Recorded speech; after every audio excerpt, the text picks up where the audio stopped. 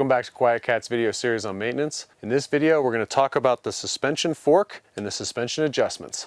On our Apex and Predator models equipped with the air-sprung fork, you can go ahead and remove the cap on top on the left side, which will expose a Schrader valve where we can install a shock pump and adjust the air spring pressure.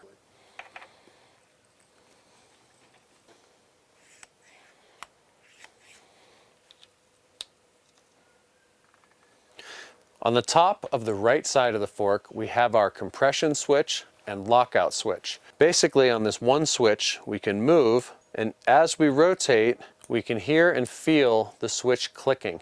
This indicates different amounts of compression being added to the system. If we're on terrain that's very hard packed, say the road, where we don't want to lose efficiency from the suspension system, we can go ahead and take it all the way over and lock the suspension out.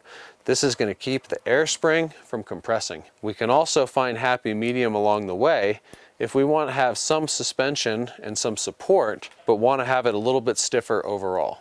So at the bottom of the right side of the fork, this blue knob controls our rebound speed. The rebound controls how quickly the suspension rebounds after being struck. Why would we adjust this? Well, if we're on extremely rough terrain where the suspension is going to be moving up and down really quickly, we want to make sure that it can move fast enough to recover for the next bump. Now, if we're on some flatter terrain or we have those big whoop-de-woos that have real G-outs and a lot of inertia where we need a little more support, we can go ahead and slow this rebound speed down a bit.